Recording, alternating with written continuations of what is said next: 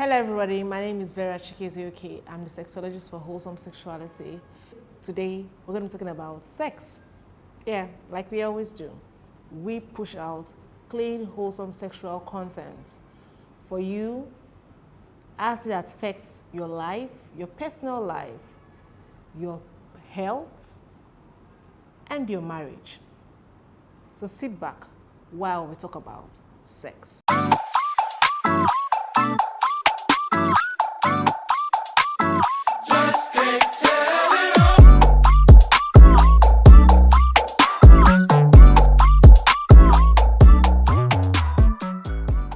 And we're back. So today we're going to be talking about two types of sex. Today we're going to be talking about spontaneous sex and scheduled sex. As the names imply, scheduled sex, that means sex that you planned, sex that you put on your calendar, sex that you arranged for, sex that did not just happen to you, sex that you prepared for. So that's scheduled sex. And then spontaneous sex is sex that just happens. You didn't plan for it, you didn't think about it. Oh, you probably might have thought about it, but you didn't plan for it. Maybe you're just in the kitchen doing a bit of cleaning and your husband comes to you. One thing leads to the other.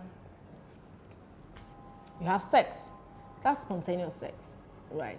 There is spontaneous sex and there is scheduled sex. A couple of people come to me saying, is scheduled sex good for the marriage?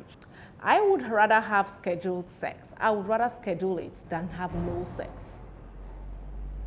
Some concerned couples come to the DM saying, scheduled sex is not good, it's not interesting, you just go about it and know whatnot, that it makes it uninteresting, it makes it boring, it doesn't make it, it kills the spark. While I agree, boring sex, not really. I'd rather put it on a plan than have no sex at all. Yeah. Because the more you are not having sex, the more you are waiting for spontaneity.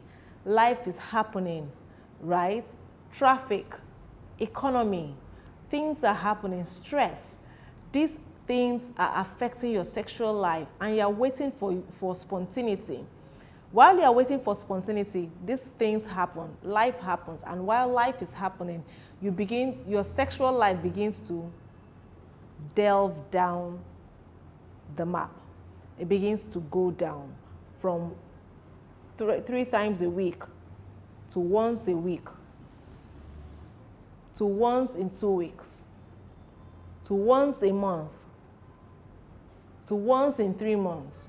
Before you know it, you're no longer in need or in desire for your spouse. Why do we schedule sex? We schedule sex because of our busy lifestyles, because of life happening, to avoid not having sex at all. When you don't have sex, sex is the lubrication in the marriage. When you don't have sex, the marriage begins to dries up until it dies. Yes, until it dies. So, as much as people say they would prefer spontaneous sex, trust me, I know it's amazing. Sir, ma, I would advise that you schedule your sex and at least have sex than not having sex at all.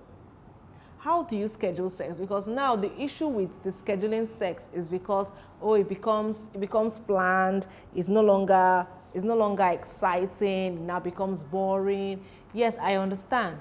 But how do you do it? Can we start by planning date nights? Plan date nights. Plan romantic weekends. Plan romantic getaways. Plan solo walks. Just you and your spouse. Holding hands, taking a stroll within your estates. By the time you're coming back, emotions are rising, things, dopamine is rising. You would want to have sex. But you see, if you had not put it on the schedule that, oh, on so and so day, let's take a walk, it wouldn't happen. And when it doesn't happen, it deteriorates. And when it deteriorates, it moves from low to zero. So my advice, in as much as you want to have spontaneous sex, schedule your sex life. Put it on the calendar. Put it on the plan for the day. Put it on the plan for the week.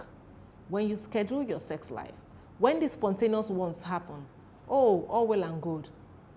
The spice of the life, the spice of the sex life.